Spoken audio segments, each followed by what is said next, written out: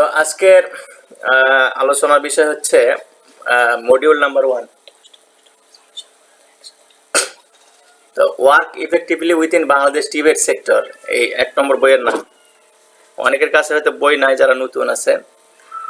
এক নম্বর বই বা 1 নম্বর মডিউল বা 1 নম্বর সিবিএলএম, এটার নাম হচ্ছে work effectively within Bangladesh Tibet sector.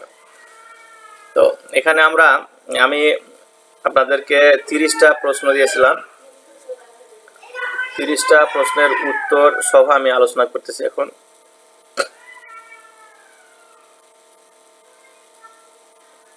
অনেকে লেখছেন, প্রায় অনেক প্রশ্নই লেখছেন। তো প্রশ্নগুলোর উত্তর আপনারা মিলাই নেন, যারা লিখছেন মিলাই নেন। আর মুখস্থ লিখতে হবে। হ্যাঁ, মুখস্থ লিখতে হবে, মুখস্থর কোনো বিকল্প নাই, দেখে দেখে লেখা যাবে না। আপনারা মোটামুটি একটা ভয় ভাঙার জন্য বা জানাশোনার জন্য লিখছেন। আচ্ছা, আমার কথা শোনা যায়?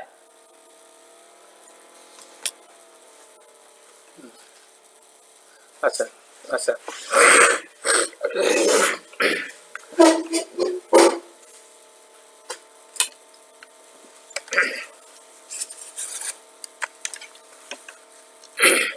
তাহলে 1 নম্বর প্রশ্ন ছিল হচ্ছে যে write down what are the include Tibet reform of NSD. TVET, technical vocational education training, এই যে এটা রিফর্ম মানে এনএসডি যে সংস্কার করলো, কি কি সংস্কার করছে, এটা প্রশ্নটা হচ্ছে কি কি সংস্কার করছে এনএসডি টিবেট সেক্টরে। তো সংস্কার করছে অনেকগুলাই আছে, বইয়ের মধ্যে অনেকগুলো আছে। তার মধ্যে আমি কয়েকটা পয়েন্ট এখানে তুলে দিয়েছি। মডিফাইড টিবেট লেজিসলেশন, টিবেটের যে আইন কানুন, এটা সংস্কার করছে। ন্যাশনাল স্কিল ডেভেলপমেন্ট পলিসি হচ্ছে নিয়ম কানুন, নীতিমালা, এগুলা নীতিমালা আর কি, মানে কিছু নীতিমালা থাকে না, সেই নীতিমালাগুলো সংস্কার করছে। তারপরে ন্যাশনাল টেকনিক্যাল ভোকেশনাল কোয়ালিফিকেশন ফ্রেমওয়ার্কের জাতীয় ফ্রেমওয়ার্কটা আপনার রিফর্ম করছে, সংস্কার করছে। তারপর কিউএ সিস্টেম মানে কোয়ালিটি অ্যাসুরেন্স সিস্টেম সংস্কার করছে, ডাটা সিস্টেম সংস্কার করছে, আরপিএল সিস্টেম করছে, এগুলা করছে। তা আপনার এখানে হচ্ছে 6টা পয়েন্ট আছে। এই 6টা পয়েন্ট দেওয়া যায়। 6টা পয়েন্ট এমনি কয়েকবার পড়লে এমনিতেই চলে আসবে মাথার মধ্যে, এটা মুখস্থ করতে হবে না, এমনিতে মাথার মধ্যে চলে আসবে। আর এগুলা শর্ট ফর্ম লিখবেন, ন্যাশনাল টেকনিক্যাল ভোকেশনাল, এগুলা সংক্ষেপে এনটিভিকিউএফ লিখতে হবে। আর তারপর হচ্ছে ন্যাশনাল স্কিল ডেভেলপমেন্ট পলিসি, এখানে এনএসডিপি লিখতে হবে। এখানে এনএসডিপি লিখলেই হবে, মানে শর্ট ফর্ম। এখানে এনটিভিকিউএফ লিখতে হবে, শর্ট ফর্ম লিখতে হবে। তারপরে হচ্ছে বাংলাদেশ টিবেট কিউএ সিস্টেম, এখানেও শর্ট ফর্ম লিখলেও হবে, ঠিক আছে। যেমন যেখানে আরপিএল লেখা আছে, এরকম এগুলাতেও শর্ট ফর্ম লেখা যাবে। কিন্তু যখন অ্যাসেসর প্রশ্ন করবে তখন পুরা ফর্ম যদি প্রশ্ন করে, তাহলে সেখানে উত্তরটা বলতে হবে। আচ্ছা, 2 নম্বর প্রশ্ন ছিল যে which policy addresses or issues of NSDP, এরকম একটা প্রশ্ন থাকতে পারে। অথবা write down the key issues of addresses of NSDP, এরকম থাকতে পারে। আরো ভিন্নভাবে থাকতে পারে। তবে মূল বিষয় হচ্ছে যে ইস্যু, অ্যাড্রেসেস ইস্যু, এই কথাটা থাকবে। অ্যাড্রেসেস অর ইস্যু, এই ইস্যু কথাটা থাকবে প্রশ্নের মধ্যে, যেভাবে লেখুক। তো সেক্ষেত্রে সেটার উত্তর হবে এরকম। তো এখানে আমি বেশ কয়েকটা পয়েন্ট দিছি, 3, 3, 6, 7টা। তো আপনার প্রথমে 3টা লিখবেন, লেখার পর ছোট ছোট 3টা লিখবেন। লেখার পর নেক্সট প্রশ্নের উত্তর লিখবেন। যদি পরবর্তীতে সময় পান, বা দেখা যাচ্ছে যে এখন আমার কোনো কাজ নেই, বা আমি আসলে সময় আমার পাচ্ছি আর কি, এক্সট্রা সময় পাচ্ছি, তখন আরো 1টা বা 2টা পয়েন্ট লিখলেন। আমার কথা বোঝা যায়? তো আগে টাস্ক করতে হবে, টাস্ক করতে হবে। মিনিমাম 3টা পয়েন্ট লিখলেন। লেখার পর নেক্সট কোশ্চেনে যাবেন, নেক্সট কোশ্চেনটা ট্রাই করবেন। পরবর্তীতে যদি সময় পান তাহলে আরো বাড়াই দিবেন 1টা বা 2টা পয়েন্ট। ক্লিয়ার? এরপর প্রশ্ন ছিল what are the main features of the national skill development policy. তো এখানে হচ্ছে ন্যাশনাল ডেভেলপমেন্ট স্কিল পলিসির যে নীতিমালা, এই নীতিমালা হচ্ছে মেইন ফিচার্স মানে প্রধান বৈশিষ্ট্য, মেইন ফিচার হচ্ছে প্রধান বৈশিষ্ট্যগুলো কি কি। তো এই প্রশ্নের 3 নম্বর প্রশ্নের উত্তর আর হচ্ছে 1 নম্বর প্রশ্নের উত্তর মোটামুটি সেম, অনেকটা সেম, 2-1টা পয়েন্ট শুধু আলাদা, অনেকটা সেম, ঠিক কিনা? তো আপনারা শুধু এই যে শর্ট ফর্মগুলো লিখবেন, পরবর্তীতে অবশ্যই শর্ট ফর্মগুলো লিখবেন, পরবর্তীতে অ্যাসেসর যদি প্রশ্ন করে সেক্ষেত্রে আপনাদেরকে উত্তর দিতে হবে। তারপরে 4 নম্বর প্রশ্ন ছিল how levels of NTVQF and BNQF. আমি 2টা প্রশ্ন এক জায়গায় করছি আর কি, যে এনটিভিকিউএফ এর লেভেল কয়টা আর বিএনকিউএফ এর লেভেল কয়টা। নতুন যারা আছে তারা হয়তো এনটিভিকিউএফ শুনছে, হয়তো জানে না। National technical vocational qualification and framework, আর হচ্ছে বিএনকিউএফ হচ্ছে বাংলাদেশ ন্যাশনাল কোয়ালিফিকেশন ফ্রেমওয়ার্ক। তো আপনার হচ্ছে বিএনকিউএফ নিয়ে কাজ করতেছে এনএসডিআই যে কাজ করতেছে সেটা বিএনকিউএফ এর উপর। তো দেখেন উত্তরটা আমি কিভাবে লিখছি, national এনটিভিকিউএফ levels from 1 to 6 and with 2 pre-vocational levels, এভাবে লিখলেই হবে উত্তরটা।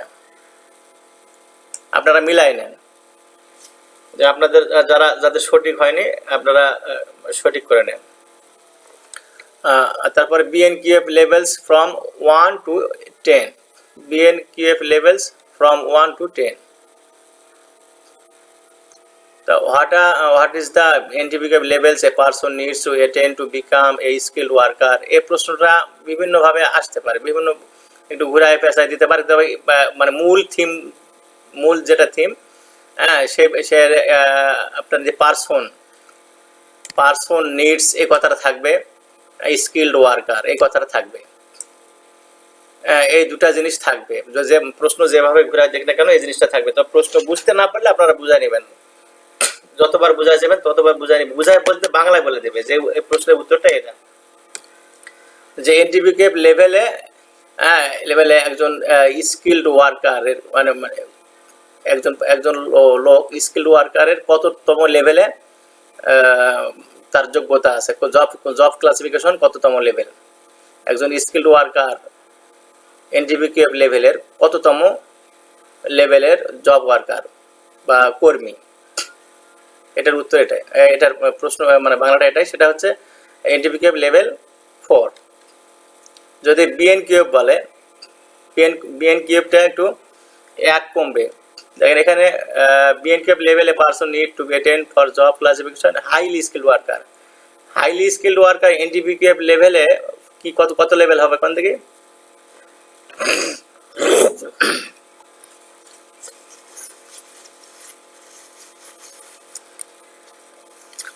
না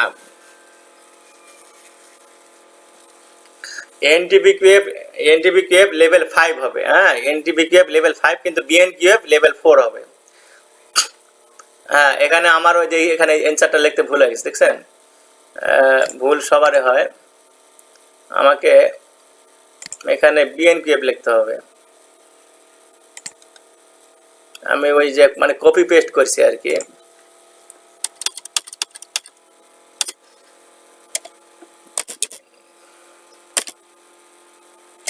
বিএনকিউএফ লেভেল 4 এটার উত্তর। আচ্ছা এ পর্যন্ত তো বুঝতে পারছেন তাই না? আচ্ছা এখন দেখেন 7 নম্বর, right down a person responsibility of NTVQF level 5। এই যে লেভেল 5 এই কথাটা কিন্তু আপনাদের শীটের মধ্যে নাই, এতটুকু কথা আপনাদের শীটের মধ্যে নাই, তাই না? এটা আপনারা যোগ করে নেন, সাইডে লিখে নেন, এটা আমি লিখতে ভুলে গেছিলাম, এটা আপনারা পাশে লিখে নেন। তো এটার জব ডিসক্রিপশনে দেখবেন, বইয়ের মধ্যে জব আপনার লেভেল ডিসক্রিপশনে এটা আছে। ও যেহেতু বইয়ের মধ্যে 1 নাম্বার এবং 5 নাম্বার আছে, মানে এক লেভেল 1 এবং লেভেল 5 আছে, অন্য কোনো লেভেল নাই। তো সেহেতু ওই লেভেল 5 অথবা লেভেল 1 থেকেই ডিসক্রিপশন আসতে পারে, অন্য কোনো লেভেল থেকে আসবে না, যে বইয়ের মধ্যে যেটা নাই সেটা আসবে না। বুঝতে পারছেন? তো বইয়ের মধ্যে আপনার ডিসক্রিপশন বক্সে আপনার দেখেন নলেজ আছে, স্কিল আছে, রেসপন্সিবিলিটি আছে এবং জব ক্লাসিফিকেশন আছে। চারটা বিষয় আছে বইয়ের মধ্যে। বই আছে সামনে আপনাদের, আমরা যেখানে আপনাদের সামনে বই এবং শীট দুটাই থাকবে। আমরা এখন বইয়ের হচ্ছে 9 নম্বর পেজে, একটু মিউট করেন, কে আনমিউট করছেন। তো বইয়ের আমরা 9 নম্বর পেজে আছি, হ্যাঁ 7 নম্বর পেজের মধ্যে 9 নম্বর পেজে আমরা আছি। দেখেন এখানে চারটা কলাম আছে আর দুইটা লেভেল এখানে ডিসক্রিপশন করা আছে, দুইটা লেভেলের উপর। আর প্রিভিকেশনাল দেওয়া আছে, প্রিভক লেভেল তেমন আসে না। তো আপনারা চারটা ডিসক্রিপশন ভালো করে পড়বেন, একটু পড়ে বুঝলেই মনে থাকবে, মানে একটা পড়া কিছু কিছু বিষয় আছে বুঝলেই মনে থাকবে। আপনারা এটা বাংলাও লিখতে পারবেন। Responsibility take overall responsibility for completion of task at work or study area, apply past experience in solving problem. তার রেসপন্সিবিলিটির কথা বলছে আপনার হচ্ছে এনটিপি লেভেল 5 এর, যে সে ওভারঅল সব ধরনের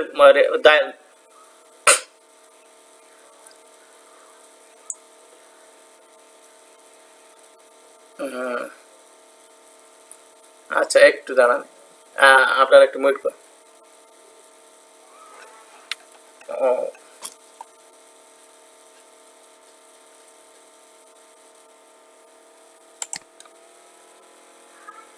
আচ্ছা আমি আবার লিঙ্ক দিচ্ছি, দাঁড়ান এটা কেটে দিন।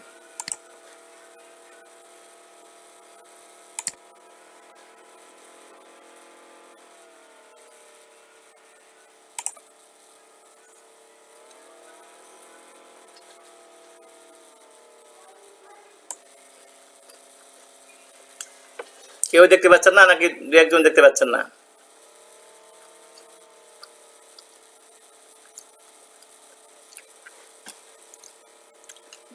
বুঝতেছি না।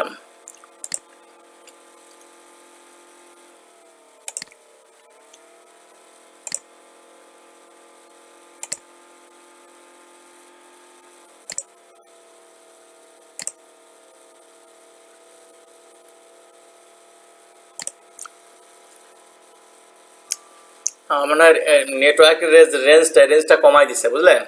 এই এই ওয়াইফাই দিয়ে আমি এর আগে ক্লাস করছি প্রথম দিকে, মাঝখানে ওয়াইফাই ছিল না, মোবাইল ডাটা দিয়ে করলাম, এখন আবার ওই ওয়াইফাই কিন্তু রেঞ্জ হয়তো কমাই দিছে,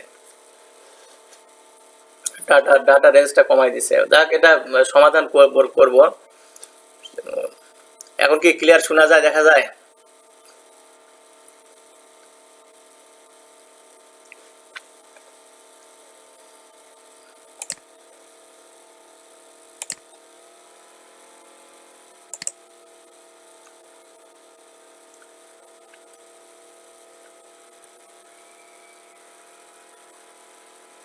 আচ্ছা যাই হোক, এটা রেকর্ডিং চলতেছে, পরবর্তীতে রেকর্ডিং সঙ্গে মেলাই নিতে পারবেন, সমস্যা নেই।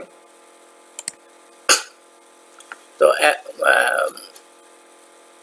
Right down a person responsibility of NTP of level 5 এর একজন কর্মীর রেসপন্সিবিলিটি, দায় দায়িত্ব কি হতে পারে? একজন লেভেল 5 এর কর্মী নিজ দায়িত্বে সব ধরনের কাজ করতে পারে এবং সে কাজ সম্পর্কে সকল জ্ঞান তার মধ্যে বিদ্যমান থাকে এবং অতীতের কিছু অভিজ্ঞতা দিয়ে সকল ধরনের সমস্যার সমাধান করতে পারে। এতটুকু লিখলে হয়ে যাবে। তারপরে what do you mean competency and what are the type of competency. Competency বা সক্ষমতা বলতে কি বুঝো? কি শোনা জানা, দেখা জানা নাকি?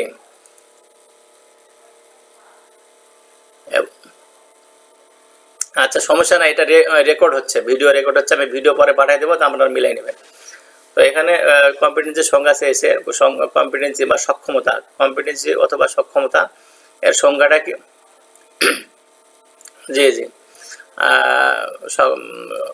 এবং competency type. Competencies refer to the measurable or observable knowledge, skills, and attitude which are critical to successful job performance.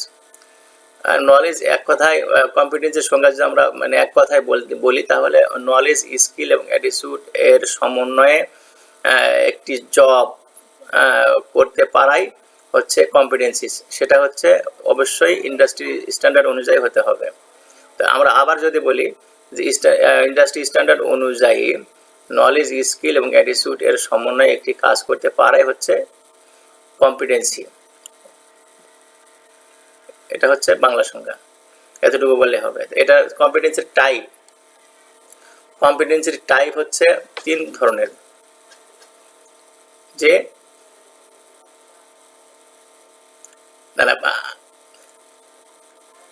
হ্যাঁ হ্যাঁ বাংলা লিখলে হবে। আমি আবার বলি বাংলা সংজ্ঞাটা, সেটা হচ্ছে ইন্ডাস্ট্রি স্ট্যান্ডার্ড অনুযায়ী নলেজ, স্কিল এবং অ্যাটিটিউড এর সমন্বয়ে একটি জব পারফরমেন্স করতে পারাই হচ্ছে কম্পিটেন্সি। খুব ছোট একটা বিষয়, বুঝতে পারছেন?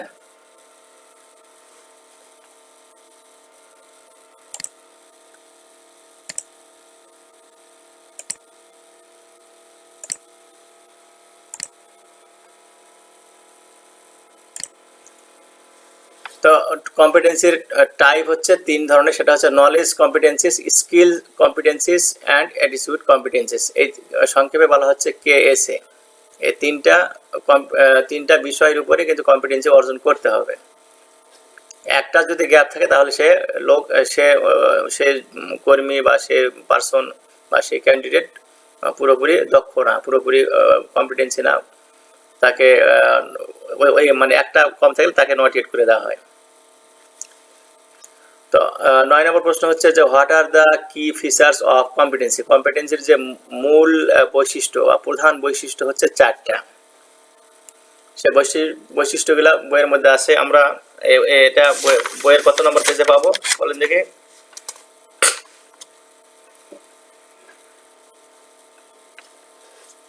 হ্যালো, শুনছেন আমাকে? শুনতে পাচ্ছেন? হ্যাঁ, এটা যে আপনার হ্যাঁ বইয়ের 12 নম্বর পেজে আছে। ঠিক আছে। তো এই 4টা আপনাকে আমি প্রথমে প্রথম দিকে যাই, তাহলে মানে একটা কথা গ্যাপ ছিল। সেটা হলো আপনাদের 1 নম্বর প্রশ্নের উত্তরটা, 1 নম্বর প্রশ্নের উত্তর এটা কয়েকবার পড়লে অটোমেটিকলি চলে আসবে, মানে মাথার মধ্যে চলে আসবে। এটা মুখস্থ করার কিছু নাই, এমনিতে চলে আসবে মনের মধ্যে, মাথার মধ্যে চলে আসবে। 1 নম্বর এবং 3 নম্বর প্রশ্নের উত্তর প্রায় সেম। আর 2 নম্বর প্রশ্নের উত্তর একটু মুখস্থ করতে হবে। এটা হ্যাঁ মুখস্থ করতে হবে, কয়েকবার লিখলে এটাও চলে আসবে। এটাও খুব কঠিন কিছু না, আমার অভিজ্ঞতা থেকে বলছে। আর 4 নম্বর প্রশ্নের উত্তর খুব কঠিন কিছু না, মুখস্থ করা কোনো ব্যাপার না, খুব ছোট বিষয়। 5 নম্বর প্রশ্ন খুব ছোট একটা বিষয়, মুখস্থ করা কোনো ব্যাপার নয়। তারপরে 6 নম্বর এটাও খুব ছোট একটা বিষয়। 7 নাম্বারটা একটু বুঝতে হবে, বুঝলেই মনে থাকবে। এটা আপনি বাংলায় লিখতে পারবেন, ইংলিশও লিখতে পারবেন। 7 নাম্বারটা, 7 নম্বর প্রশ্নের উত্তর আপনার বাংলায় লিখতে পারবেন, ইংলিশে লিখতে পারবেন, এবং এটা কয়েকবার পড়লেই আপনাদের মাথায় চলে আসবে। এবং পড়তে হবে, লিখতে হবে। এবং এটা বিষয়টা বুঝলে একটা বিষয় বুঝলে হবে কি অনেকদিন মনে থাকে। তারপরে 8 নাম্বার হচ্ছে what do you mean competency and what are the types of competency. তো কম্পিটেন্সির সংজ্ঞাটা আপনারা বাংলায় দিতে পারেন, ইংলিশে দিতে পারেন। এবং টাইপটা কি, খুবই সহজ। এই প্রশ্নটা খুব কঠিন না, মনে রাখার মতো, মনে থাকার মতো প্রশ্ন, ভুলে যাওয়ার মতো না। তারপরে হোয়াট আর দ্য কি, যে হুম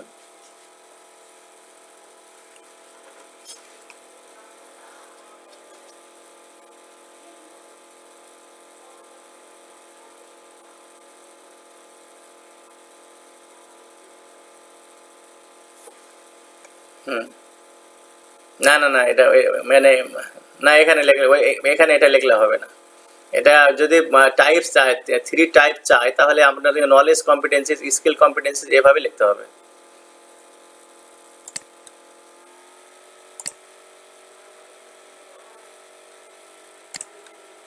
সবকিছু মানে এক মাপে দেখলে হবে না। আমি যেমন শর্ট ফর্ম যেটা বলছি, হ্যাঁ, শর্ট ফর্মের মধ্যে কে এসে কিন্তু কোথাও নাই, দেখবেন আপনাদেরকে যে অ্যাক্রোনিমিস দেওয়া হয়েছে, অ্যাক্রোনিমিস ওখানে কিন্তু কে এসে নাই, কে এসে আছে। আমরা এটা আসলে, হ্যাঁ হ্যাঁ হ্যাঁ, সেটা আমরা বলার সময় বা হয়তো কখনো কোনো লেখার সময় মানে কে এসে লিখবো, তবে সব সব ক্ষেত্রে না, সব ক্ষেত্রে লেখা যাবে না। তো তারপরে হোয়াট আর দ্য কি ফিচার্স অফ কম্পিটেন্সি, কম্পিটেন্সির যে মূল বা প্রধান চারটা বৈশিষ্ট্য আছে, এই চারটা বৈশিষ্ট্য আপনাদেরকে মুখস্থ রাখতে হবে, মুখস্থ ঠোঁটস্থ, এটা সব সময় মুখস্থ রাখতে হবে। এটা কোনো বাংলা নাই, এটা কোনো অর্থ নাই, এটা আপনার হচ্ছে অর্থ আছে, being able to do the job, এই মানে এক কথায় প্রতিটা বিষয়ের কিন্তু আপনার অর্থটা যদি বোঝে তাহলে কিন্তু পড়াটা খুব দ্রুত পড়তে পারবেন, দ্রুত মুখস্থ হবে, হ্যাঁ, এবং মাথায় থাকবে। যদি ইংলিশগুলার বাংলা আপনারা মানে আবিষ্কার করতে পারেন, বাংলাটা আপনারা বুঝতে পারেন, হ্যাঁ, তাহলে আপনারা হচ্ছে এটা অনেক অনেক টাইম মানে অনেক দিন পর্যন্ত মনে রাখতে পারবেন, মাথায় থাকবে। মানে ইংলিশের বাংলাগুলো আপনারা মানে বোঝার চেষ্টা করবেন, এখানে তো বাংলা অর্থ লিখতে হবে না, কিন্তু একটু বোঝার চেষ্টা করবেন। মানে being able to do the job, একটা একটা কাজ করতে পারা, এই যে অর্থটা, হ্যাঁ, being able to do the job, একটা কাজ করতে পারা, এই অর্থটা যদি আপনারা না বুঝেন, হ্যাঁ, না বের করতে পারেন, এটা মানে এতটুকু, তাহলে তো হবে না। এটা অর্থটা আপনাকে বুঝতে হবে, কিন্তু অর্থটা আপনাকে মুখস্থ করতে হবে না বা কোথাও লিখতে হবে না, কিন্তু বুঝতে হবে যে আসলে এটা বলছেটা কি। একটা একটা ইংলিশের একটা লাইনের, একটা ওয়ার্ডের বা একটা সেন্টেন্সের মানে অর্থটা কি হবে, এটা আমার মনে মনে এটা বুঝতে হবে। যেমন knowing how and why things are done, এটা জানতে হবে যে একটা একটা কাজ, একটা জিনিস, একটা কাজ করতেছেন, থিংস আর ডান, একটা জিনিস আপনি করতেছেন, মানে একটা জিনিস আপনি করতেছেন বা একটা কাজ করতেছেন, সেটা হচ্ছে কেন করতেছেন, কিভাবে করতেছেন, হ্যাঁ, কিভাবে করবেন, কেন করবেন, একটা জিনিস কিভাবে করবেন, কেন করবেন, এটা আপনাকে জানতে হবে। এটা এই লাইনটার অর্থ এটা, এটা এতটুকু জানতে হবে, না হলে হবে না। Knowing what to do if things go wrong, একটা জিনিস ভুল রাস্তায় গেলে মানে কি করতে হবে, এতটুকু আপনাকে জানতে হবে। এই মানে এটাই হচ্ছে এই লাইনের অর্থ। এই অর্থটা আপনাকে কোথাও লিখতে হবে না বা বলতেও হবে না, কিন্তু জানতে হবে। তারপরে having the right approaches to do a job properly and safely, যে কোনো পরিস্থিতিতে আপনার একটা যে কোনো পরিবেশে বা যে কোনো পরিস্থিতিতে বা রাইট অ্যাপ্রোচ, সঠিক পন্থায়, এটাকে বলা হয় সঠিক পন্থায় একটা কাজ মানে প্রপারলি, যথেষ্টভাবে এবং নিরাপদে কাজটা করতে পারা। তো আপনাদের যেগুলা আপনার ওয়ার্ড, যেগুলা ওয়ার্ড আপনার মানে নতুন মনে হচ্ছে, সেই ওয়ার্ডগুলো আপনাকে লিখতে হবে। বই নাম্বার দেবেন, 1 নম্বর বই, 1 নম্বর বই থেকে আপনার যেগুলা পড়তেছেন, আপনারা যেগুলা পড়তেছেন সেগুলোর মধ্যে থেকে যেগুলা ওয়ার্ড আপনাদের কাছে কঠিন মনে হচ্ছে বা আননোন মনে হচ্ছে, সেই ওয়ার্ডগুলো আপনাকে লিখবেন। যেমন ছোটবেলায় আমরা লিখতাম ওয়ার্ড মানে শব্দ, এবং বাম দিকে শব্দ, ডান দিকে অর্থ। শব্দগুলো আগে লিখবেন, ইংলিশগুলো আগে লিখবেন, হ্যাঁ, আপনি বাম দিকে যে ওয়ার্ডগুলো আপনাদের সমস্যা মনে হচ্ছে অর্থগুলা, হ্যাঁ, সেই ওয়ার্ডগুলো বাম দিকে লিখবেন, ডান দিকে লিখবেন অর্থ। এই অর্থগুলো আগে জেনে নেবেন, তাহলে আপনার পুরো সেন্টেন্সের অর্থটা আপনি মোটামুটি বুঝতে পারবেন। কথা বুঝতে পারছেন, শুনতে পাচ্ছেন?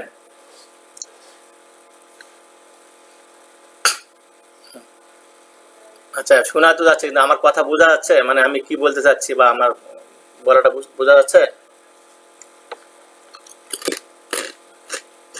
আচ্ছা, ধন্যবাদ। এখন বলছে যে write down parameters of dimension, এই ডাইমেনশন প্রশ্নের মধ্যে থাকবে, ঠিক আছে, অথবা 4 ডাইমেনশন, 4 ডাইমেনশন, এখানে 4 কথাটাও লেখা থাকতে পারে,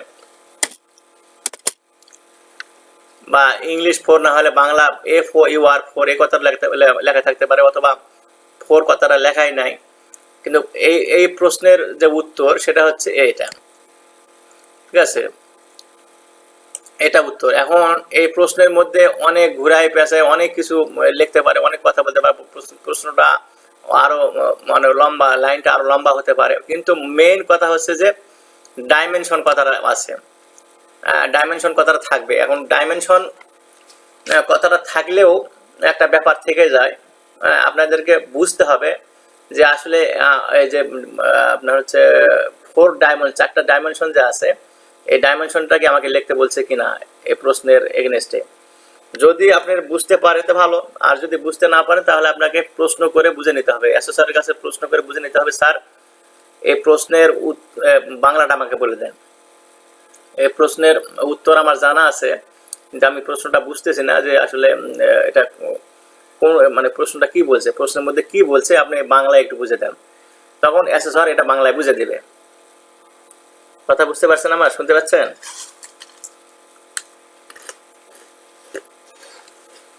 অ্যাসেসর প্রতিটা প্রশ্নের বাংলা করে দিতে বাধ্য করে দিবে।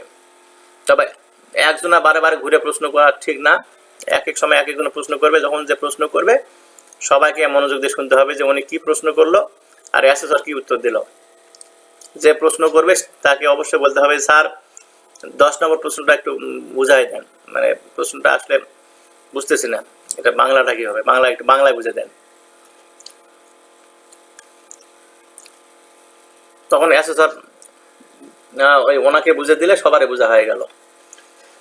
তো 4 ডাইমেনশন আর হচ্ছে এই মেইন ফিচার্স, কি ফিচার্স অফ কম্পিটেন্সি, এটার সাথে সম্পৃক্ত, এটা সম্পর্ক আছে এই প্রশ্নের সাথে, এই প্রশ্নের একটা সম্পর্ক আছে। আপনারা দেখেন নেক্সট পেজে, বইয়ের 13 নম্বর পেজে দেখবেন যে 4 ডাইমেনশন হচ্ছে কি task skill, task management skill, contingency management skill, job role, environment. তো এখানে 14 নম্বর পেজে দেখবেন যে একটা এক্সাম্পল দেওয়া আছে, task skill use a photocopier. আপনাকে ওটা দেখাচ্ছি, দাঁড়ান।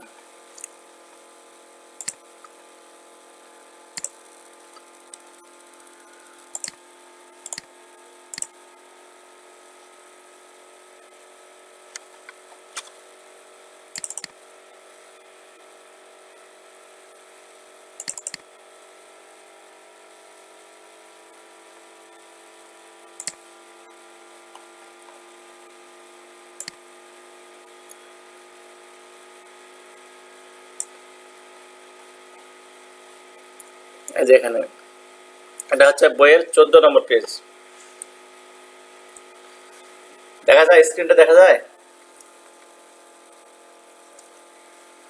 আচ্ছা আচ্ছা, এখানে দেখেন আপনাদের এই যে আপনি একটু ব্যাকে যান, সেটা হলো যে আপনারা সবাই 12 নম্বর পেজে যান।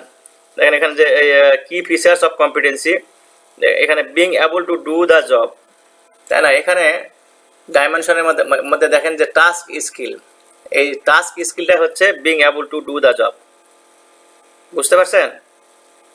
তার মানে সে এই স্কিলধারী, আপনার মানে এই বৈশিষ্ট্য হচ্ছে একটা স্কিলধারী লোকের বা একজন স্কিলধারী কর্মীর, একজন দক্ষ কর্মীর এই বৈশিষ্ট্যের মধ্যে 4টা বৈশিষ্ট্য থাকবে। আর সবাই সমান দক্ষ না, দক্ষর মধ্যে কম বেশি আছে, যেমন ক্যাটাগরি আছে। যেমন একজন দক্ষ কিন্তু সে শুধু একটা কাজ করতে পারে।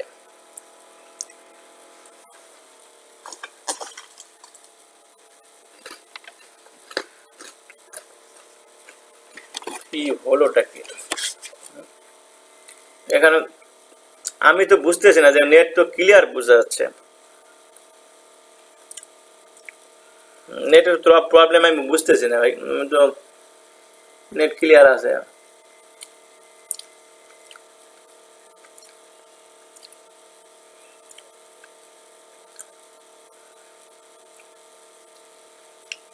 আচ্ছা আচ্ছা, এটা রেকর্ড হচ্ছে, ভিডিও রেকর্ড হচ্ছে, আমি রেকর্ডের সঙ্গে মিলাই নেন পরে।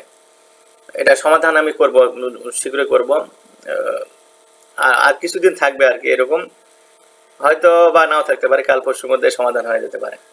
তো দেখেন, হুম, আচ্ছা, হুম, আচ্ছা আচ্ছা, দেখেন টাস্ক স্কিল হচ্ছে ইউসে ফটোকপিয়ার, একজন একজন কর্মী, সে শুধু ফটো কপি করতে পারে, মানে প্রিন্ট দিতে পারে। আপনি একটা পেজ দিলেন, সে প্রিন্ট করে দিল, এতটুকু। এটা টাস্ক স্কিল বা being able to do the job, সে একটা জব করতে পারে, এটা হচ্ছে তার বৈশিষ্ট্য। বা ডাইমেনশন। তো task management skill, select the right paper and function. দেখুন এখানে কি ফিচার অফ কম্পিটেন্সিতে বলছে যে knowing how and why things are done. তো এখন কি ফিচার্স অফ কম্পিটেন্সি, মানে কম্পিটেন্সির যে প্রধান বৈশিষ্ট্য আছে সে বৈশিষ্ট্যের মধ্যে বুঝতে হবে যে কেন করবে, কিভাবে করবে একটা জিনিস। তো উনি কিন্তু টাস্ক ম্যানেজমেন্ট স্কিলে দেখেন সে রাইট পেপার, মানে সে পেপার, সঠিক পেপার চিনে একটা পেপারকে সঠিক একটা সাইজ দিতে পারবে যে এখন কোন সাইজের পেপার লাগবে, বা একটা মানে অনেক সময় দেখেন না কম বেশি করে টিপি করে যে এখানে আসলে একটু বড় করতে হবে, কখনো ছোট করতে হবে, এটা জানে, এই ফাংশনটা সে জানে।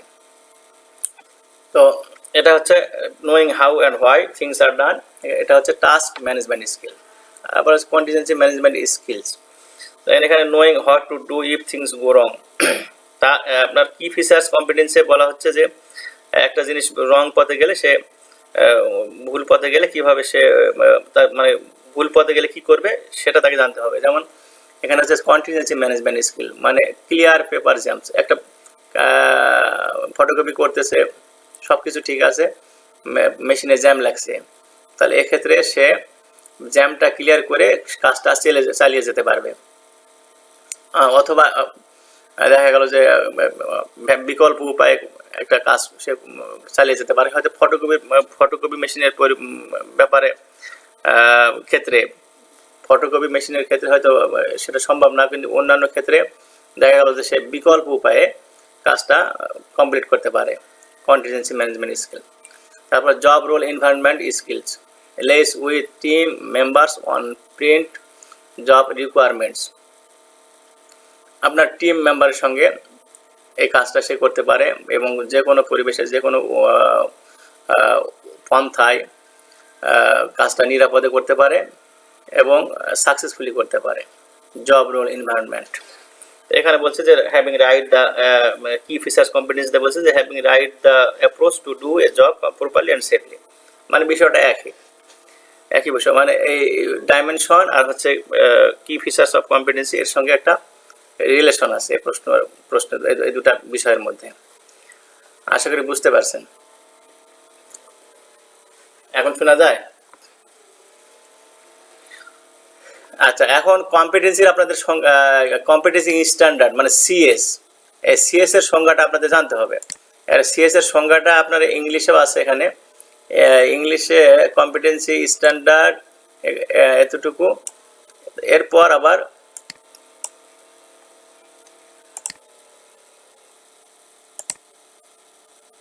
কম্পিটেন্সি স্ট্যান্ডার্ড সিএস আর কি, এখান থেকে পড়তে হবে যে industry determined specification of performance which set out the skills, knowledge and attitude required to operate effectively in employment. এটা হচ্ছে ইংলিশ, এতটুকু হচ্ছে ইংলিশ সংজ্ঞা। কম্পিটেন্সি স্ট্যান্ডার্ডের হচ্ছে ইংলিশ সংজ্ঞা। এখন এটা যদি আমরা বাংলায় বলি, বাংলায় বলতে পারবো কম্পিটেন্সি স্ট্যান্ডার্ড বা সিএস এর সংজ্ঞা ইংলিশও বলা যাবে, বাংলাও বলা যাবে। তো এই যেটা আমি মার্ক করে দিচ্ছি এটা হচ্ছে ইংলিশ সংজ্ঞা। এটা যদি আমি পুরা লাইন করি তাহলে হয়তো 1.5 লাইন হতে পারে। আর বাংলায় যদি আমরা বলি যে কম্পিটেন্সি স্ট্যান্ডার্ড হচ্ছে ইন্ডাস্ট্রি ডিটারমাইন বা ইন্ডাস্ট্রির ডিটারমাইন মানে নির্ধারিত, ইন্ডাস্ট্রির নির্ধারিত একটা জব পারফরমেন্স, যেখানে স্কিল, নলেজ এবং অ্যাটিটিউডগুলো প্রয়োজন অনুসারে লিপিবদ্ধ থাকে, যেটাকে অনুসরণ করে ইফেক্টিভলি এমপ্লয়মেন্ট ইফেক্টিভলি কাজ করতে পারে। তো এটা আমরা বাংলা যদি এভাবে বলি যে ইন্ডাস্ট্রি স্ট্যান্ডার্ড কম্পিটেন্সি বা সিএস, কম্পিটেন্সি স্ট্যান্ডার্ড বা সিএস হচ্ছে ইন্ডাস্ট্রি ডিটারমাইন্ড বা ইন্ডাস্ট্রির হচ্ছে গাইডলাইন, যা যেখানে নলেজ, স্কিল এবং অ্যাটিটিউডগুলো লিপিবদ্ধ থাকে, যা দেখে কর্মী বুঝতে পারে যে কোন লেভেলের জন্য কি কাজ তাকে করতে হবে। আচ্ছা, এটা নোট করে রাখেন, আমি এটা লিখে দেব, ঠিক আছে? এটা আমি আপনাদেরকে আপনার উপর ডিপেন্ড ছেড়ে দিচ্ছি না, এটার সংজ্ঞাটা আমি সুন্দরভাবে মানে সাজিয়ে আমার আমার কাছে আছে, বাংলা সংজ্ঞায় আছে। আমি এটা আপনাদের গ্রুপে সাবমিট করব। বুঝতে পারছেন? হ্যাঁ, এটা নোট করে রাখবেন। কম্পিটেন্সির সংজ্ঞাটা দিতে হবে। আচ্ছা, এখন দেখেন আমরা ওই প্রশ্নে যাই আবার।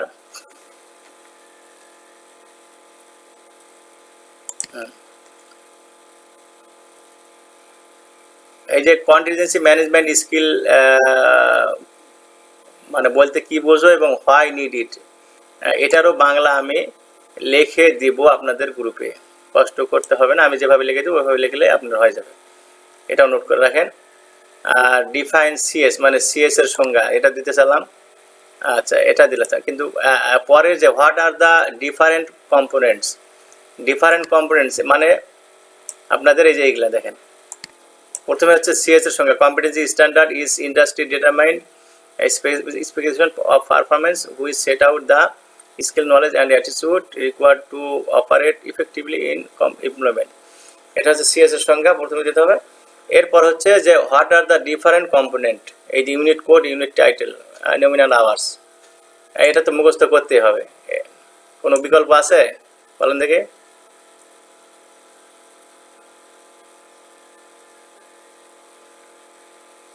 হ্যাঁ, এটা মুখস্থ করতে হবে।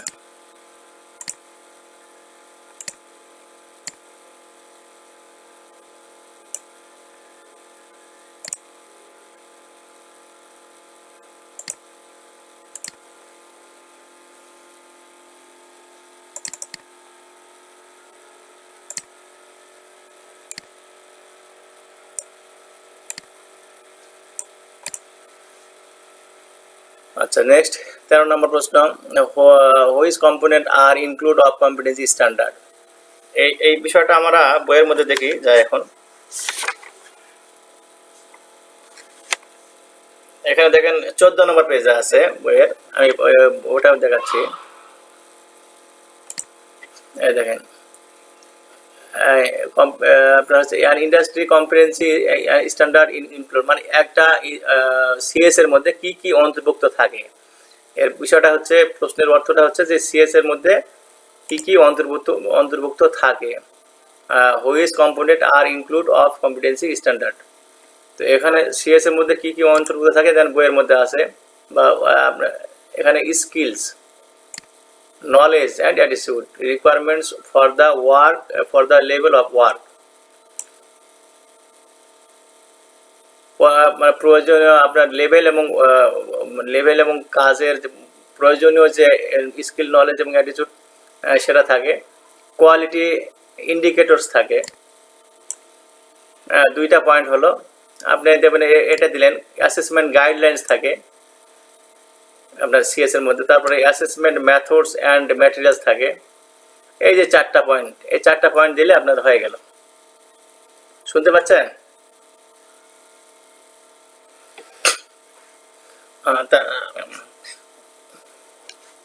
আচ্ছা, এখন আমরা ওই প্রশ্নে আবার যাই। তো এখানে দেখেন, এখানে কি লিখছি, কোয়ালিটি ইন্ডিকেটরস, স্কিলস, নলেজ, এটা লিখছি। এখানে অনেকগুলো আছে দেখেন, আবার পরবর্তী পেজে আছে অনেক। হ্যাঁ, পরবর্তী পেজে নাই।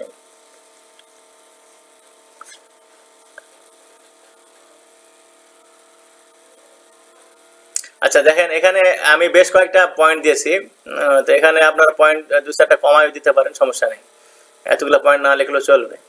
তবে যেটা মানে রিলেটেড, হ্যাঁ, যেটা যৌক্তিক সেটা যেন থাকে, আর যেটা মনে থাকবে।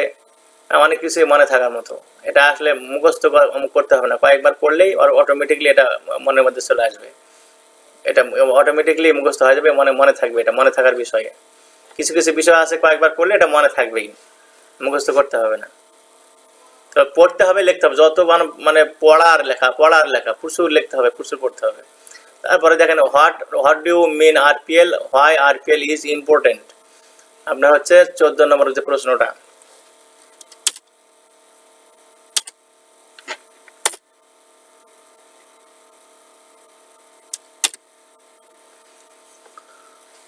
14 নম্বর প্রশ্নটা আমি রিপ্লেস করতে বলেছিলাম, রিপ্লেস করছে?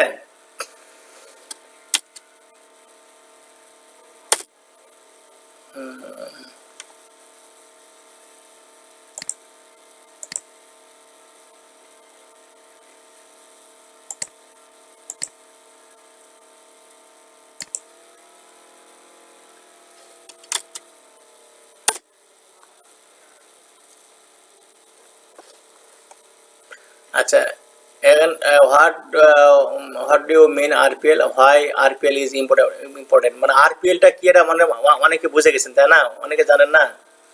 আচ্ছা, আপনি কে বলতে পারবে আরপিএল কি?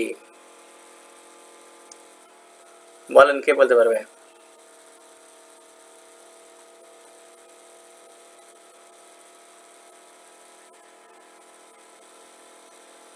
কে বলবে বলেন?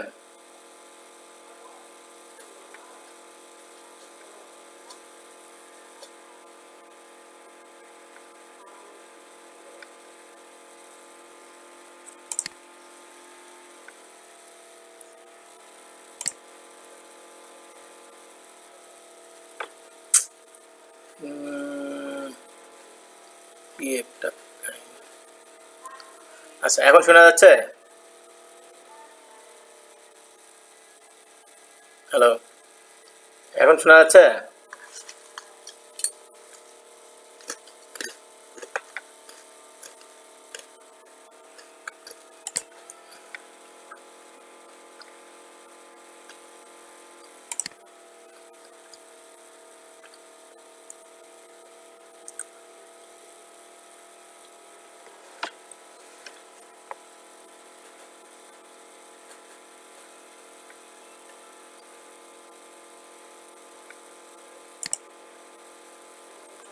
হ্যাঁ, এখন শুনতে পাচ্ছেন?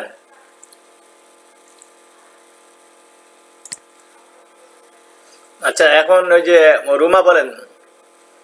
আচ্ছা, রুমা রুমা বলবেন, বলতে পারবেন যে মানে এই আরপিএল, আরপিএল মানে what do you mean RPL, RPL বলতে কি বোঝো আরপিএল? হ্যাঁ, আরপিএল কাকে বলে, আরপিএল বলতে কি, what do you mean RPL?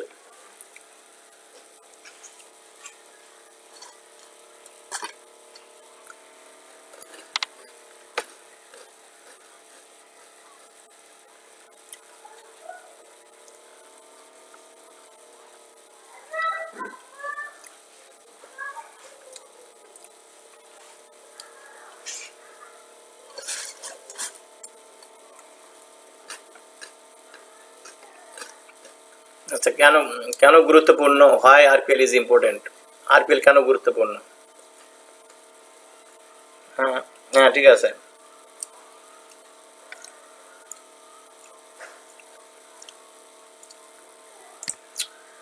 কি একটা মুসিবতে পড়ে গেলাম দেখছি, কেন হচ্ছে এরকম বুঝলাম না।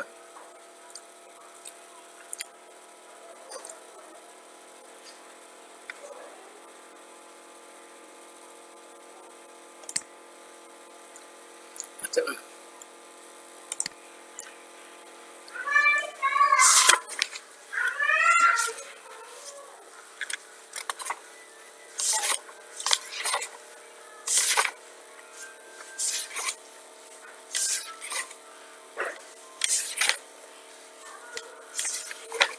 হ্যাঁ শুনতে পাচ্ছি।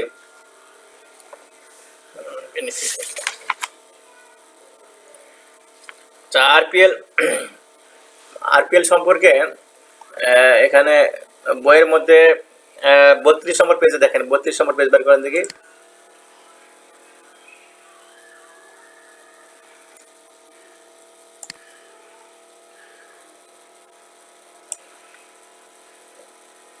আহ,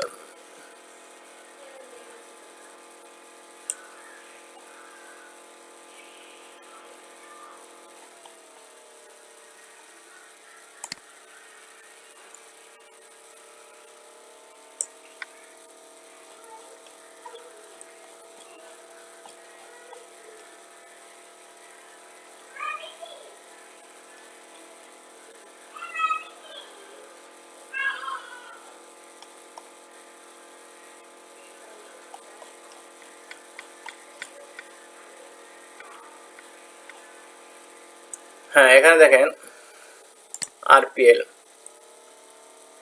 রিকগনিশন অফ প্রায়র লার্নিং, মানে পূর্ব শিক্ষার স্বীকৃতি। আরপিএল হচ্ছে যে আমাদের দেশে অনেক জনগোষ্ঠী আছে, অনেক দক্ষ লোক আছে, অনেক দক্ষ কর্মী আছে যাদের দক্ষতা আছে কিন্তু বাট সার্টিফিকেট নাই। একজন লোক অনেক ভালো সেলাই করতে পারে, যে কোনো ধরনের ড্রেস সেলাই করতে পারে, কিন্তু তার সার্টিফিকেট নেই। যদি তার সার্টিফিকেট থাকতো তাহলে সে আরো ভালো জায়গায় যেতে পারবে। এরকম একটা টিবেটের সিস্টেম আর কি, টিবেটের চিন্তা ভাবনা। দেশে এবং বিদেশে সে আরো ভালো জায়গায় জব করতে পারবে এবং আরো ভালো ইনকাম করতে পারবে। এই জন্য আরপিএল সিস্টেমটা করা হয়েছে কিভাবে, যে তার দক্ষতা আছে কিন্তু সার্টিফিকেট নাই, তাকে শুধু অ্যাসেসমেন্টের মাধ্যমে একটা অ্যাসেসমেন্টের মাধ্যমে তাকে একটা স্বীকৃতি দেওয়া হয়। সেটা হচ্ছে সিস্টেমটা হচ্ছে আরপিএল সিস্টেম। তো আরপিএল বলতে কি বুঝি, এটা একটা বাংলায় সুন্দরভাবে লিখতে হবে এবং এটা কেন গুরুত্বপূর্ণ এটাও লিখতে হবে। এটা বাংলাও লেখা যাবে, সমস্যা নেই, এটার উত্তর বাংলায় লেখা যাবে। এখন দেখেন বেনিফিটস অফ আরপিএল। আরপিএল এর আসলে বেনিফিটটা কি, সুবিধা কি? সুবিধা হচ্ছে যে students can finish their course earlier. সে যে আরপিএল দিবে, আরপিএল মোডে যে অ্যাসেসমেন্ট দিবে, সে কোনো একটা কোর্স করতে পারবে মানে ইজিলি ভাবে। তাকে কোনো মানে লং টাইম ধরে তাকে ট্রেনিং করতে হবে না। দুই একদিন হয়তো একটু জাস্ট একটা ওরিয়েন্টেশনে বসলো, একটা কোর্স কমপ্লিট করলো এবং সঙ্গে সঙ্গে অ্যাসেসমেন্টে বসলো, এবং study loads and cost are reduced. তার স্টাডি যে একটা লোড ছিল, তাকে কোনো মানে ওই লোড নিতে হবে না, অত বেশি পড়াশোনা করতে হবে না এবং সেখানে খরচও বেশি হবে না। তারপর the student can take on additional study leading to a second qualification. তার এটা হচ্ছে একটা দ্বিতীয় একটা যোগ্যতা হিসেবে সে নিতে পারতেছে, একটা এক্সট্রা একটা যোগ্যতা তার সঙ্গে যোগ হচ্ছে। তারপরে দেখেন যে আপনার হচ্ছে by identifying an individual current competencies, সে হচ্ছে তাকে নতুন একটা যোগ্যতায়, নতুন একটা সক্ষমতা, তাকে সে একটা নিজস্বভাবে তাকে সে নিজেকে আইডেন্টিফাই করতে পারতেছে নতুন একটা যোগ্যতা নিয়ে। সে আগে শুধু একটা দর্জি ছিল কিন্তু সে এখন একটা সার্টিফাইড হয়েছে, নতুন একটা আইডেন্টিফাই, এবং সে এটাকে টার্গেট করে সে ইফেক্টিভলি আরো কাজ করতে পারবে। আচ্ছা, এখন এইখান থেকে মনে করেন যে 2টা বা 3টা পয়েন্ট যদি আপনারা লিখে দেন, মানে সবগুলো পয়েন্ট পড়বেন, বুঝবেন ভালো করে, বুঝে এখান থেকে 2টা বা 3টা আপনার মুখস্থ করতে হবে না। এই পড়লে বিষয়গুলো বুঝে যদি পড়েন তাহলে মনে থাকবে, মুখস্থ করতে হবে না, সবকিছু মুখস্থ করতে হবে না। এবারে এটা বাংলাও লিখতে পারবেন। একটা বেনিফিটস অফ আরপিএল, বুঝতেছেন তো আরপিএলটা আসলে কেন, তো এটার উত্তরটা আপনার বাংলাও লিখতে পারবেন, সমস্যা নাই। না না না, সবগুলো পয়েন্ট আগে 2 থেকে 3টা পয়েন্ট দিতে হবে। না না, সব পয়েন্ট টাচ করতে হবে না, 2 থেকে 3টা পয়েন্ট দিলেও হবে এবং বাংলাও লিখতে পারবেন, বেনিফিটস অফ আরপিএল। তারপরে আরপিএল এর যে এভিডেন্স, আরপিএল, আপনি একজন দক্ষ কর্মী, ঠিক আছে, আপনি অনেক ভালো সেলাই করতে পারেন, আপনি অনেক দক্ষ একজন কর্মী, কিন্তু আপনি বলছেন যে আমি আরপিএল মোডে অ্যাসেসমেন্টে বসবো। তো আপনি কেমন দক্ষ, আপনাকে যে আরপিএল এ বসাবো সেটার একটা এভিডেন্স লাগবে। যেমন আপনাকে ইন্টারভিউ নিতে পারি, প্রফেশনাল কনভারসেশন, মানে আপনি ব্যক্তিগতভাবে আপনার সঙ্গে আলাপ করতে পারি, কোনো প্রশ্ন করতে পারি মৌখিকভাবে, এবং আপনাকে observation and questioning including work place visit. আপনার তো একটা ওয়ার্ক প্লেস আছে, মানে যেখানে আপনি কাজ করেন সেটা আপনার ওয়ার্ক প্লেস, সেখানে আপনি ভিজিট করতে পারি, আপনার ম্যানেজমেন্ট থেকে ভিজিট করতে পারে, মানে ভিজিটে যায় আপনার কোনো কিছু প্রশ্ন করতে পারে, অবজারভেশন করতে পারে, এই লাইনের অর্থ। তারপরে পোর্টফোলিও অফ ওয়ার্ক, আপনার পোর্টফোলিও বলতে যে কিছু ডকুমেন্টস থাকবে, মানে এটা ছবি হতে পারে, ভিডিও হতে পারে, কোনো পেপারস হতে পারে, এটাকে পোর্টফোলিও বলে। Portfolio of work which May include completed assessment item from previous study. আপনার পূর্বের যে কিছু কাজ জানেন আপনি, সেগুলোর কিছু ডকুমেন্টস আপনাকে শো করাতে হবে। Supplementary assessment task or challenges test, oral, written or practical. আপনাকে মানে অ্যাসেসমেন্ট নিতে পারে, আপনাকে অ্যাসেসমেন্টে বসার আগে আপনাকে অ্যাসেসমেন্ট নেওয়া হবে, আপনাকে চ্যালেঞ্জ করতে হবে আপনাকে একটু। ওই আপনাকে একটা অ্যাসেসমেন্টের মাধ্যমে বা পরীক্ষার মাধ্যমে আপনাকে কাজ করে এবং রিটেন রিটেন এবং কাজ দুটাই আপনাকে করে একটু দেখাতে হবে যে হ্যাঁ আমি কাজ জানি, তখন আপনাকে আরপিএলে বসাবে। মানে এইগুলো হচ্ছে আরপিএলের এভিডেন্স। তারপরে ট্রেড, আপনি যে ট্রেডে আসেন সেই ট্রেডের উপর আপনাকে টেস্ট করবে, নির্দিষ্ট ট্রেডের উপর। তারপরে authentication of evidence by supervisor or employer. যেমন আপনার যারা আরপিএল দেয় তাদের কিন্তু একটা লাগে, একটা প্রত্যয়ন লাগে। তো আপনার যে কর্মকর্তা আছে বা সুপারভাইজার আছে তার কাছ থেকে আপনি একটা প্রত্যয়ন নিলেন, এটা একটা এভিডেন্স। বুঝতে পারছেন?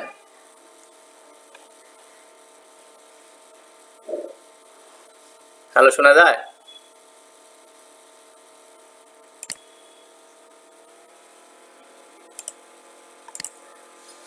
আচ্ছা, আরপিএল এর এভিডেন্স সম্পর্কে বললাম, বাকিটা রেকর্ড আছে, রেকর্ড ভিডিও রেকর্ড থেকে আপনারা জানতে পারবেন ক্লিয়ার।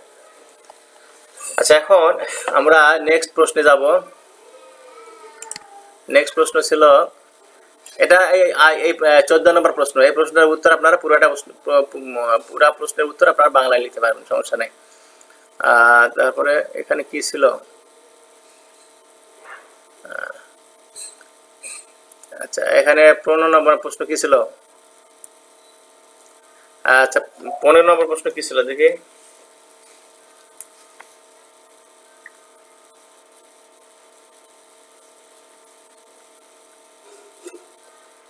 আচ্ছা, নেক্সট সমস্যা না, রেকর্ড আছে, রেকর্ড আছে, সমস্যা নেই, রেকর্ড হচ্ছে এখানে, রেকর্ড হচ্ছে ওটা। না না না, মানে এখানে আমি যেটা বলছি সেটা তো রেকর্ড হবে, সমস্যা এখানে রেকর্ডের বেলায় অনলাইন অফলাইন কোনো ফ্যাক্টর না। রেকর্ডের বেলায় না না, হ্যাঁ রেকর্ডের বেলায় সমস্যা নেই, অফলাইন অনলাইন এটা সমস্যা না। রেকর্ড আমি যেটা বলবো সেটাই রেকর্ড হবে, এখানে লাইনে অনলাইনের কোনো ফ্যাক্টর না। আচ্ছা, 15 নম্বর প্রশ্নটা মিশে গেছে, which points that a trainer needs to consider when carrying out A task analysis. তো এই প্রশ্নটা আসলে কিভাবে কোথায় গেল বুঝলাম না।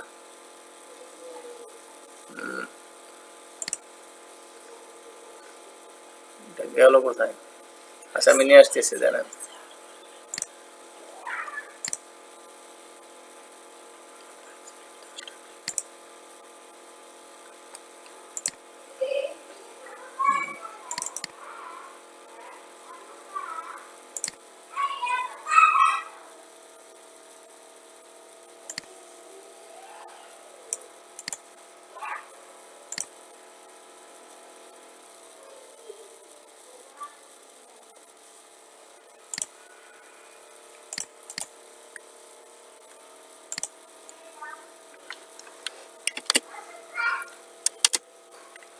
আচ্ছা, 15 নম্বর প্রশ্ন ছিল যে which points that a trainer needs to consider when carrying out A task analysis.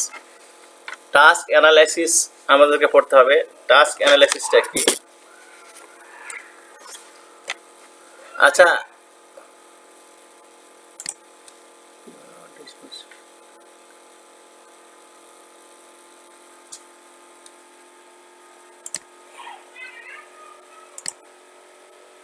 আচ্ছা, আমরা আজকে এ পর্যন্ত রাখি নাকি? বাকিটা কালকে পড়াশোনা করব।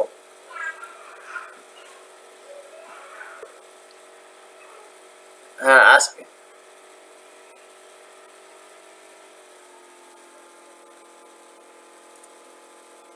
ও আচ্ছা, শনিবারে আপনাদের অ্যাসেসমেন্ট আছে।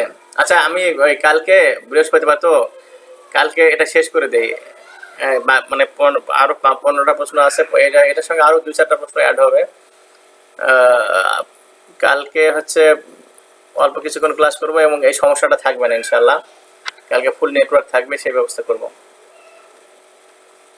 ঠিক আছে, কালকে ফুল নেটওয়ার্ক থাকবে, 1 সেকেন্ডের জন্য এদিক সেদিক হবে না ইনশাল্লাহ। ঠিক আছে, আজকে এই পর্যন্তই। ওকে, সবাই ভালো থাকবেন। ওকে, ওয়ালাইকুম সালাম। ওকে ওকে, ওয়ালাইকুম সালাম, সবার জন্য শুভকামনা। আল্লাহ হাফেজ। হ্যাঁ, বাসার ছিল ক্লাসে। তো অনেকবার ডাকলাম হ্যালো হ্যালো করে, তারপরে ইভা ছিল, তো কোনো খবরই নাই, রেসপন্স করলো না।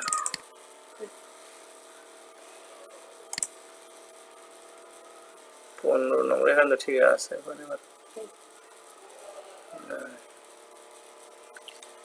তুমি এর উত্তর বানাইছো?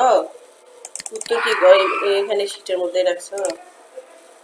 এই যে কটা শীট হয়েছে উত্তর জানো? 7টা পেজ হয়েছে। 1 নম্বর বইয়ের 7টা, তাও তো প্রশ্ন তো অল্প অল্প করে করছো উত্তরগুলো। হ্যাঁ 7টা পেজ আরো কমবে। আরো এর মধ্যে তো আবার পড়তে পড়তে আবার কিছু কমে আসবে। না এতগুলো হবে না তো, এতগুলো হবে না তো, এতগুলো থাকবে না তো। এই যে মনে করো যে টিবেটস রোল, মানে describe role of role and requirements of টিবেট টিচার, এতগুলো দিব পয়েন্ট লেখার সময় এতগুলো দিবে? এতগুলো দিবে না তো। 1 2 3 4 না সর্বোচ্চ 4টা, তাহলে এই যদি কমাই যায় তার কমবে না? এটা হচ্ছে সিলেবাস, এটা হচ্ছে সিলেবাস মানে সাজেশন না, এটা সিলেবাস। সাজেশনটা হচ্ছে একদম ওটাই, সাজেশন মানে ওটাই, আর এটা সিলেবাস তো, এটা হচ্ছে জাস্ট সিলেবাস, এখান থেকে কাটিং সেটিং হবে।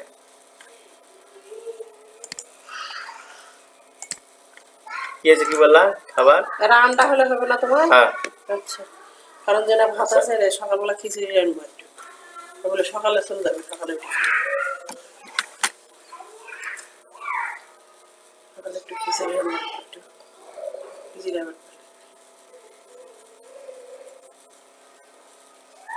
ওই এখন 5,500 টাকা যদি ক্যাশ নিয়ে দেওয়া গেল হয়, 5,500 টাকা দিয়ে বলবো যে 5,500 টাকা ভাড়া আমি দেবো প্রতি মাসে, হ্যাঁ হলে থাকবো না হলে নাই।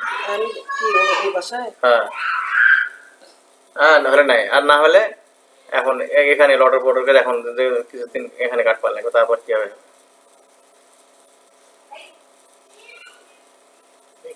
ওরা কোনো রেসপন্সই করলো না, দেখলাম যে দেখলাম ক্লাসে জয়েন দেখলাম। বোঝা না, বোঝানো না, বেশি বোঝা, বেশি বোঝা তো একটু। হ্যালো, তুমি কি ক্লাসে ছিলা? দেখলাম তো আমি। তোমাকে যে কয়েকবার করে ডাকলাম শুনতে পাওনি? আমি শুনছি, আমি তো বলতেছি আপনি তো আমার কথা শুনতেছেন না। তাই আমি সব শুনতেছি, আমি বলতেছি আপনি শুনতেছেন না। তাহলে মিউট করে আনমিউট করে ও তাহলে তুমি মিউট করে রাখছো, তুমি যখন কথা বলবে তখন আনমিউট করে কথা বলতে হবে। মাইক্রোফোনটা অন করতে হয়। হ্যাঁ সেটা তো আমি জানি। না না না না, তুমি জানলে হবে কি? তুমি তো আনমিউট করো নাই।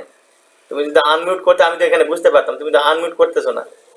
আনমিউট করলে আমি এখানে বুঝতে পারবো, দেখতে পাবো আমার স্ক্রিনে। তুমি তো আনমিউট না করেই কথা বলতেছো। যখন তুমি কথা বলবা আনমিউট করে কথা বলতে হবে, আবার কথা বলা শেষ মিউট করবা। মিউট অবস্থায় থাকলে তুমি সারাদিন চিল্লা, আমি কেউ শুনতে পাবে না। সেটা তো জানি, আমি তো করিনি, বুঝতে পারিনি। সেটা আবার জানো আবার বুঝতে পারো নি, এটা কোন কথা? শোনো, তোমাকে আমি যেটা বলছি সেটা না বুঝলে সেটা বলবে যে না স্যার বুঝি নাই। ওই যে যেটা মাইক্রোফোনের মধ্যে যেটা চিহ্ন আছে না নিচে, মোবাইলের নিচে, ওখানে ওখানে একটা টান দেওয়া থাকে। হ্যাঁ এটা একটা টান থাকে, মনে করো যে যখন তুমি ওটার উপর টাচ দিবা তখন কিন্তু ওটা আনমিউট হয়ে যায়, তখন তুমি কথা বললে আমি শুনতে পাবো। আর কথা ওটার উপর টাচ দিলে আর একটা টান হবে, কোনাকুনি একটা টান হবে। তোমার ওই ওই ওই ওই ওই ওটা ওটা ওটার উপর টাচ দিয়ে তুমি কথা বলেছিলা কথা বলার সময়? তাহলে তুমি যে বললা যে জানি জানি, কি জানো তুমি? অনলাইনে ক্লাস করেছিলে এর আগে? অনলাইনে এর আগে ক্লাস করেছিলা? হ্যাঁ করছিলাম, ইন্টারমিডিয়েট ইংলিশ ক্লাস করছি। এই সিস্টেমেই তো ক্লাস করায়। সেটা ভিন্ন রকম ছিল। তা আমি যেটা বলতেছি স্যার, আপনি ক্লাসটা করাইনি, হ্যাঁ এই ক্লাসটা আমি তো মানে বুঝছি কিন্তু